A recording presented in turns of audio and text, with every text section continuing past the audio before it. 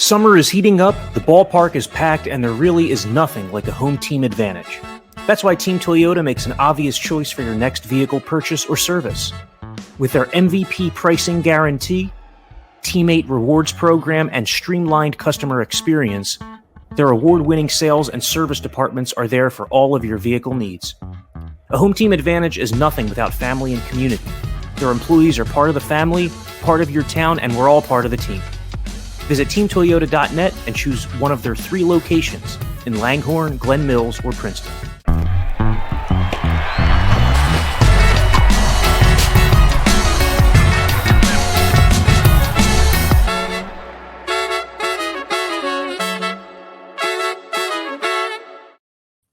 Folks, welcome to the Phillies Talk podcast presented by Team Toyota. I'm Corey Seidman over here at Citizens Bank Park. He's Ricky Patalico at the studio at NBC Sports Philadelphia, bopping his head to the Phillies Talk podcast theme, that jazzy open. I know all you guys love it. Just another reason to watch on YouTube. But, yeah, Rick, so the Phillies, 22 games left. They opened their series against the Marlins this weekend with a loss. They led that game. A decision to take Christopher Sanchez out will be lamented. It already has been. It's not really all that shocking. I mean, we have seen Rob Thompson pull Christopher Sanchez early in past games, but it came back to bite them immediately. The offense didn't really hit. And you look in the rearview mirror, the Cubs are 2 games back entering Saturday. The Phillies do have the tiebreaker, but how are you feeling about, the Phillies' position in the wild card race with 3 weeks to go? I'm still pretty confident. Obviously, these next 6 games coming up are pretty important to them. You have the Marlins for 2 more, and then that big Brave series coming up. I look at it this way: if you could figure out a way to get through these series, get about 4 wins in these 2 series, I think you put yourself in pretty good shape. I know the Cubs. The Cubs are scary because, in my mind, they remind me of that team in 2007. The Colorado Rockies, when they came in here and beat up on the Phillies in the playoffs that year. They were hot at the end of the season. They played really well in September, and they carried that over into the playoffs. The Cubs have been hot for about 2 months now, though. I mean, to be completely honest with you, I think end of June, I'm thinking the Cubs are done. They have no chance. And all of a sudden, they don't sell. They end up they gelled at the right time right now, and they're giving the Phillies a run for their money. I thought they were going to go away. I really did. I thought they were going to run into a buzzsaw somewhere at this point during the season. They still could, but right now it seems like they're pitching very well. They're getting some timely home runs, and you put that together, you're going to put a bunch of wins together. They got some veterans over there that are good players. So right now the Phillies really just got to worry about themselves. I mean, you can't, especially the players, they can't be looking in the rearview mirror and saying, where are the Cubs? Where are the Cubs? What you have to do is take it game by game, day by day. I think they do try to do that. And I don't think any kind of pressure is going to get on them, because when you think about last year, I mean, they were in a battle with the Brewers last year, and they just ended up on top. The Brewers kind of faltered at the end, and the Phillies, they chugged along. I wouldn't say they were going strong at the end, but I think after they got that monkey off of their back, I think everything obviously went well in the playoffs. So, just hopefully they could kind of carry on here the rest of September. I mean, this is a team that their bullpen right now looks like it's sketchy. I mean, I'm trying to be kind about it, but the bullpen has not looked well for about, I would say, close to a month. And I think it all began – Gregory Soto was overused. I think we all know that. I mean, you have Alvarado go down, you have Sir Anthony go down. Who are you going to go to in that bullpen? And the answer was Gregory Soto, and he did a great job in that time period. But I think, time's catching up with you. And right now, I think Gregory Soto is one of those guys where hopefully he could catch a little bit of a breath and maybe a second wind and kick it back in gear. But I think he's kind of the glue. I don't know how you feel about that, but I feel like he's been the glue all season long. Alvarado hasn't been there a lot this season. Sir Anthony has not been the same. I mean, I wouldn't say he's been terrible, but he's making way too many mistakes in big situations. Yeah, and the swing and miss stuff has been down, particularly over the last month with Sir Anthony. I think what your point about Soto is that he's been the only setup man who's been healthy from start to finish here. Right. So he had to be relied upon as heavily as he was early on. There was a point at the middle of the season where Kimbrel and Soto were both on pace for 10, 15 more appearances than their prior career highs. Not necessarily the case anymore. But, to your point, this bullpen has been so good for so long that you wonder at some point it's going to turn. I mean, that's just the nature of a long season. And there are teams all across baseball that are experiencing the same thing, contending teams all across the league that have tired relievers that are wondering, are they going to be as effective in October as they were in the summer? What are your thoughts on Craig Kimbrell's workload? I mean, when you look at even last year, I think he had this same little issue towards the end of the season. He starts tiring a little bit in end of August into September, and that to me becomes a little bit of a the light goes on. But I think he's being the veteran that he is. I think he'll pull it back together, which is why I haven't been as concerned about him as some of the other guys. Obviously, Alvarado, you're going to be concerned about because of that elbow. I mean, it's two IL stints this year. Sir Anthony, he's just not throwing the ball like you want him to. And I think that's being the aggressor. I think Sir Anthony's got to go out and be the aggressor. Stop tiptoeing around. Don't be afraid of your pitches. Trust yourself. I think right now he doesn't trust himself. Alvarado, he had a scoreless inning his last outing, but it wasn't pretty. I need him to get back to something pretty and maybe kind of work off of that. Yeah, it's like each time we've seen Alvarado this season, the beginning of the season before the first IL stint was the best he looked. Then he comes back and he's a lesser version of himself, but still getting outs. And then since the second time he's come back, it's been, a little shakier just in terms of like consistent command. A little wild, yeah. And when you think about how playoff games play out these days, I mean, starting pitchers in the playoffs go, 5 innings, 6 innings sometimes? I mean, these guys don't go deep into games anymore. A 7-inning start in the postseason is a rarity. So you're probably looking at situations where almost all of these guys are going to be used in every game. Especially once you get past like the Wheeler portion of a series, you could see like if it's Ranger Suarez or Taijuan Walker going 4 innings and then handing the ball to Matt Strahm for an inning and a third, and then Soto and Dominguez and maybe Hoffman in there. So they're all going to factor in heavily. But I think in the playoffs, I think that's where Lorenzen's going to become a big part, and that's where Ranger Suarez could become a big part. Because right now, I think those two are kind of posted for the bullpen. We haven't seen much of Ranger since his time off, so it's one of those things. I mean, how much do you trust those guys? Where would you put them right now? And they've both had experience in the bullpen, so I think that would be the logical answer to put those guys out there, and then kind of you kind of hope that they get the job done, because there is going to be those 4th, 5th, 6th innings that need to be filled, and I think those two guys could definitely get that job done. Well, yeah, also Lorenzen's like 30 innings past his career high. Yep. Same goes for Christopher Sanchez. So when you factor in those things, that they're so far beyond their career highs, they're going to be even farther by the end of the regular season. Ranger Suarez, having experience bouncing back and forth, started a reliever not even in the regular season, but also in the playoffs last year. I mean, we saw him finishing games, crucial games, finish the NLCS. It would seem like Taijuan Walker would be the Game 3 starter, right? Just by almost default. The guy has 15 wins, and factoring in the other considerations here. Yeah, knowing what Rob Thompson does, it's going to be Wheeler. If he could end up lining it up, who knows if he's going to be able to line it up. I figure they'll be in the playoffs on that Sunday before the last week of the season. Well, right. I think they'll be in the playoffs. Right. Like, to be clear, like the conversation we were having earlier was just about the top wild card spot. They're really not in danger of falling out of the race. You look at those other teams that are bunched up below the line. That's still like a 5-game gap between them and the Phillies. And they're all having their own struggles right now. And a bunch of those teams still play each other. Like the Cubs and Diamondbacks still play each other. So, the Phillies' remaining schedule, they have that 4-game series with the Braves coming up at home. They have 7 total left with the Braves.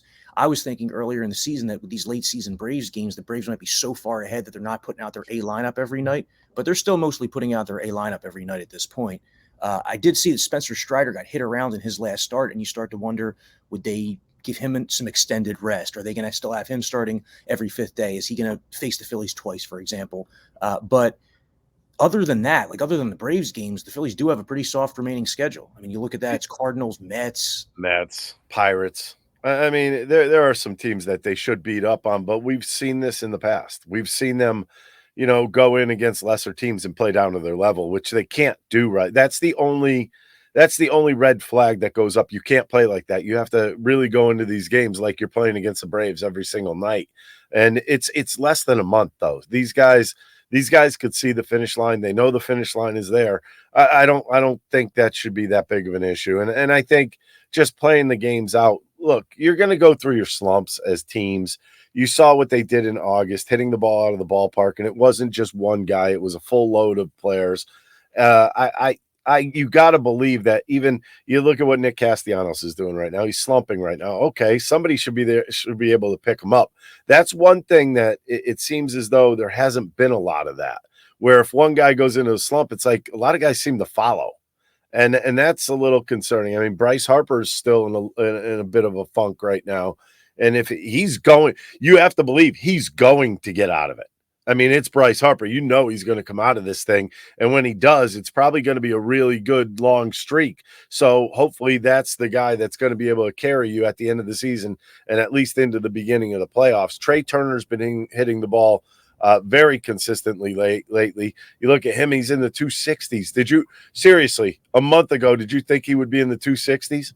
Or that he has like nearly an 800 OPS. His OPS now is higher than a lot of his teammates. The guys in like that real Muto, Stott, Castellanos tier. I mean, we were wondering, is he going to be able to get to any semblance of his numbers this late in the season when you're at like 500 plus plate appearances? And yet he's done it by being the best hitter in all of baseball, really, over the last calendar month. We're talking about Trey Turner. My theory on that, he should have put on the hat in the press conference. I think the baseball gods got him right away and said, you know, the only way out of it is if the fans give you a standing ovation, and they did. Man, so it's like a movie, and the fans were like the key to the whole thing. And it's going to be a blueprint, I think, in other cities when guys sign big contracts and get out to that kind of start. People are going to look back to how it worked for the Phillies and Trey Turner in this 2023 season. But getting back to the guy who you just mentioned and who had his own struggles in his first year in Philly, Castellanos, we've seen peaks and valleys from him this year. I mean, the first half of the season, he probably was their most consistent bat, made the All-Star game. But now he's 3 for his last 29 with 11 Ks. Last night came up after Harper walked to load the bases, the Phillies' last real threat of the game. First pitch, weak ground out. Rob Thompson moves him down to 8th in the batting order for Saturday's game. It's the lowest that Castellanos has hit in a start since 2015, which was his second full season. He said, Castellanos, this season, that like when he goes into these slumps, he's just too anxious and that pitchers know it and that they're not throwing him anything close to the plate because they know that he's going to get himself out. But I guess sometimes it's easier said than done. Like you can see the problem, but you might not be able to fix it in real time. Yeah, the only problem is he's jumping out again. If you remember him from last year, it's the same guy we saw last year, and that took him almost all season to get out of it last year. So he always says it's a feel for him. And to me, that means it's not about where your hands are. It's not about, you know, your stride. It's not about anything like that. What it is, it's basically about, okay, being a little picky up there. Okay, I'm going to see some pitches. You think about this for a second. In an at-bat, there's a good chance a pitcher makes a mistake. He's not even letting them get to that point. And when you do that, you're not getting, number one, he's absolutely right. There's scouting reports that go out and say this guy is way over anxious. Make a 2-strike pitch on the first pitch, and you'll have a pretty good opportunity to get him out. It's when if you come out over the middle of the plate to him right now on the first pitch, you're an idiot. If you're pitching to him right now, because he's swinging either the first pitch or the second pitch. Because if that pitch is even close, that bat's coming off of his shoulder. If it's borderline, still coming off the shoulder. It's the ones that if you leave right over the plate, that's where he's going to get out of the slump. Somebody's going to make a mistake early on in the count, and he's gonna tattoo one, and then everything's going to feel a lot better for him. But I mean, working off a feel, that's a tough thing. You brought that up. It sounds simple. Everything sounds simple in baseball. Number one, got Hall of Famers. You know what? They fail 7 out of every 10 times they step up to the plate. Now think about when you're slumping. I mean, that's a rough thing going into a mindset is what it is. And that's where he is right now. He gets over anxious. He's trying to attack the baseball instead of letting the ball get to him. You listen, think about this. When you hear hitters going well, the first thing they will say is, I'm letting the ball get deeper, which means letting the ball get closer to them, closer to the plate, and then trusting their hands. He's not trusting himself right now. So he drops down to 8th. We've seen, Rob Thompson drop Trey Turner down to the bottom of the order earlier this season. JT Real Muto was dropped down to 7th at the worst part of his slump. And I mean, it has kind of worked. Like these guys have hit themselves back up in the order. You wonder if like a lower pressure spot for Castellanos could benefit him. I mean, just looking at the lineup for this Saturday game between the Phillies and Marlins, part of the reason that Castellanos is batting eighth is because the Phillies are going lefty righty all the way down, and so the other righties move up. Like Bohm moves up to 4, Real Muto to 6. But just trying to find this right rhythm, this right lineup balance going into the playoffs, because even though Harper had a rough road trip in Milwaukee and San Diego, and he is not homering every night like he was toward the end of August, like a Bryce Harper in a slump is still a really productive player. Friday night reaches base 3 times, hits a bloop single to center to score. Trey Turner walks twice, so he still has value even during a slump. And right now, when you have Turner batting in front of Harper, both guys getting on base a ton, hitting for power. You add Schwarber to the mix too. I mean, Schwarber's going to finish with 46, 47 homers, somewhere in that range. At least. I mean, think about it. If he goes on a big roll here, he could get to 50, which is insane. I mean, it is. He was stuck in the low 30s for 3 weeks. I mean, this guy. I mean, I always say he's the swing that you want to have in your backyard playing wiffle ball. That's exactly what he is. And a lot of people make fun of him, but I looked up some numbers on Jimmy Rollins. Jimmy Rollins career OPS 324, by the way. OBP? 324. His OBP? His OBP, excuse me, not OPS. Right. His OBP, 324 career. He has been 345 or above 3 times in his career for a year. So you look at Kyle Schwarber, I think he's right around 345 right now. He's 344 coming into tonight. 344.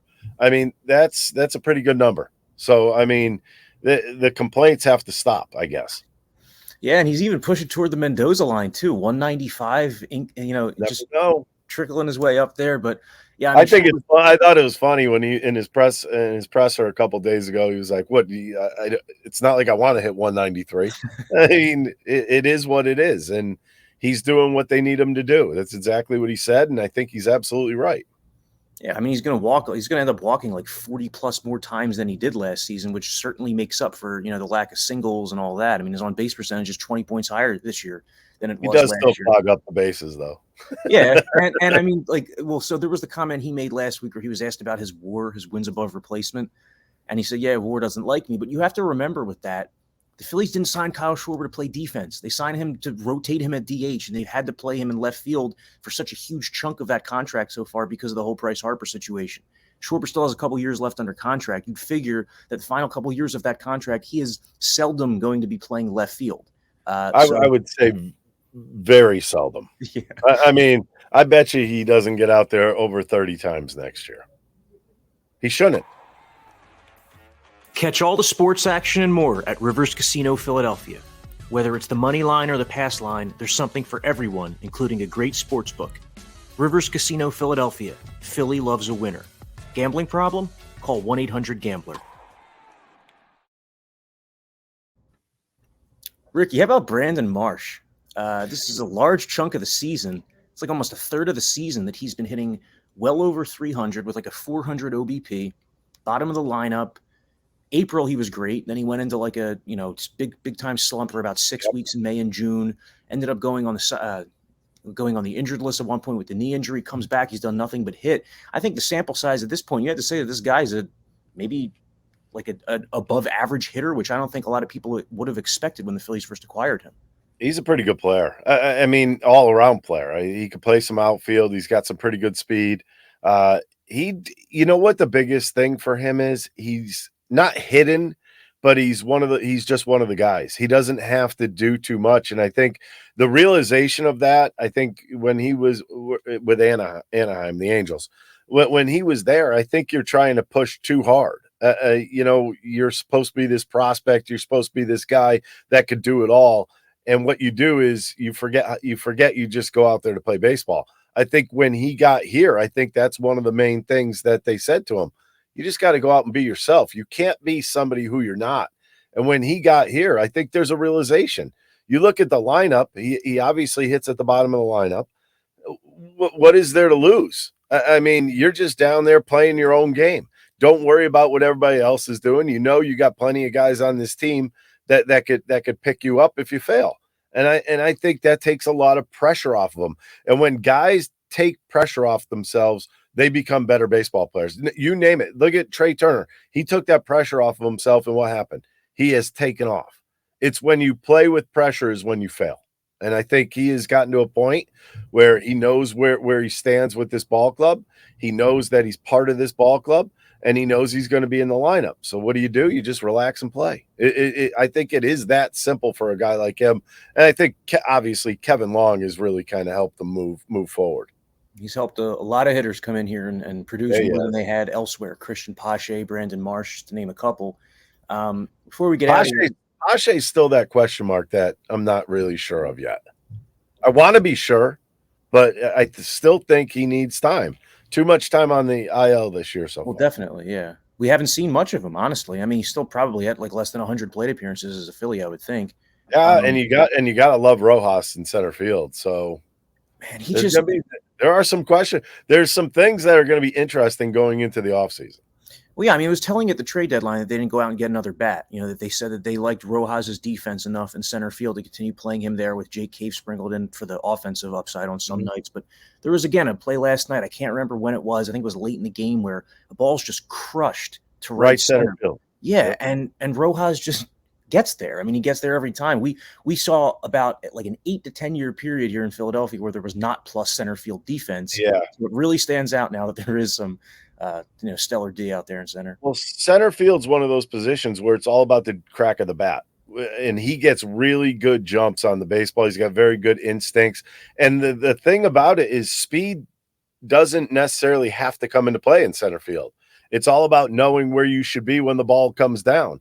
And he has tremendous movement, tremendous instincts when the ball comes off the bat. You'll see a lot of center fielders that aren't very good.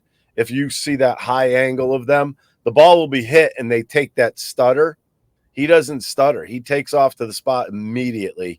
And yeah, speed like on closing on a ball that may be in a gap, that's where it helps him.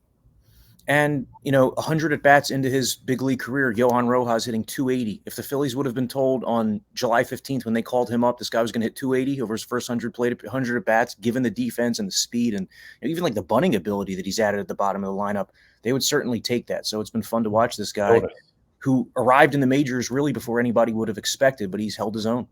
I agree. I like what I've seen from him. He's going to get more aggressive on the base pass as time goes on, too. I think when you first come up to the big leagues, you don't want to make those mistakes on the base paths.